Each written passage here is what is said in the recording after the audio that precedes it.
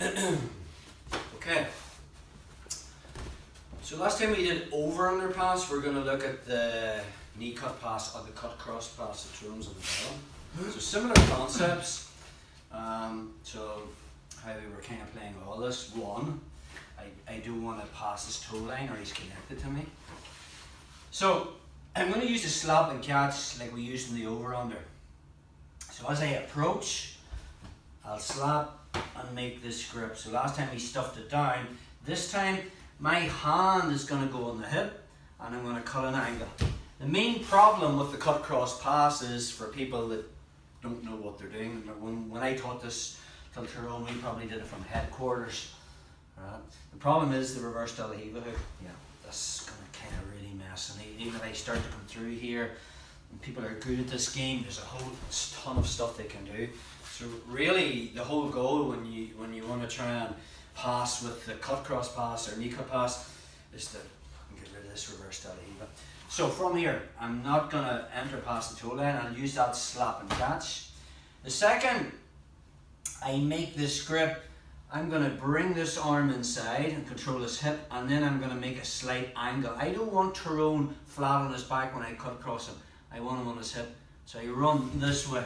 And now if Tyrone tries to put his reverse Danaher hook in, I've kind of closed that down a little bit. So now I want to make a wedge. So as this knee comes through, I actually want to put this knee on the mat. So I've made a wedge. When I've controlled one side of his body, I want to be controlling the other side. There's a variety of different ways. Danaher calls this the power hand. What am I doing with this hand? I mean, I could be making grips. I could be controlling the hip nogi.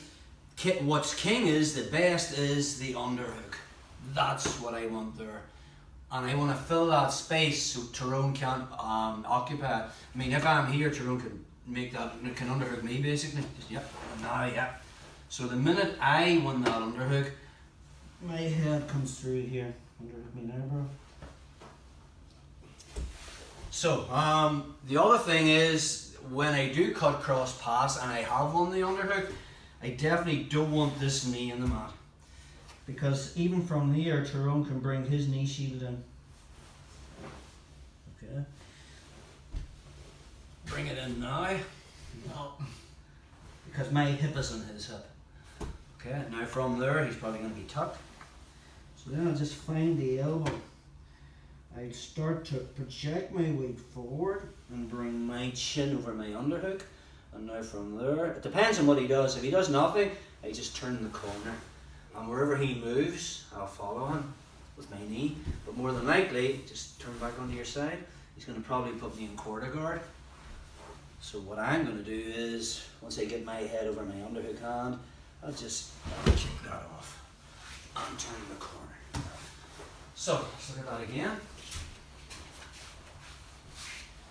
So not as many moves as the last one. So I don't pass the toe line. Okay, from there I'll use this slap and catch. Okay, as I enter, I'm aware of this so I don't enter straight in. Hand comes from the hip so that my feet haven't passed the toe line. And now I'm going to cut this angle. Okay, from that position I'm going to make a wedge at the near side hip with my knee, and I win the underhook and put my head on his throat.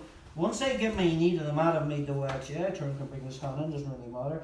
But now I try to move from there, bro. I actually use this foot and I put my hip on his hip. Do your stuff. I'm good. Now to actually free my hook, I start to project my weight forward and bring my chin over my hand. You can try for quarter guard. There's not really much of a bite. So this hand here finds the elbow, and now I can either kick on whatever knee I want, top or bottom, and just boot. Turn the corner. You can bring this hand into my throat, just make friends, it doesn't really matter. I'm just going to follow his hip with my knee and just solidify the position. We'll get another angle on that.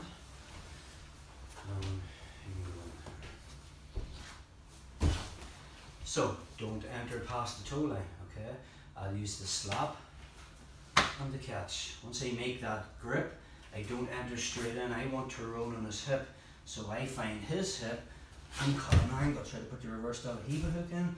Now my knee fills the space, as I do that, this hand that was on the hip is going to win an underhook. And I come and I make that wedge. And my head is driving in. I certainly don't want to be setting up where he can re-underhook me. If he tries to bring his knee shield in, I just turn my hip, so my hip's on his hip. I find that elbow, and then to free myself, I need to start moving up his body. So my head that was driving into his throat, I bring my chin over the underhook. If he does nothing, I can just pivot. If he's quarter guard, I just find either the bottom leg or the top leg, push on his knee, point my foot, kick it free, and then I just turn the corner and I'll win the cross face. And now wherever he goes, I'm just going to follow him with my knee. That's pretty much it in a nutshell.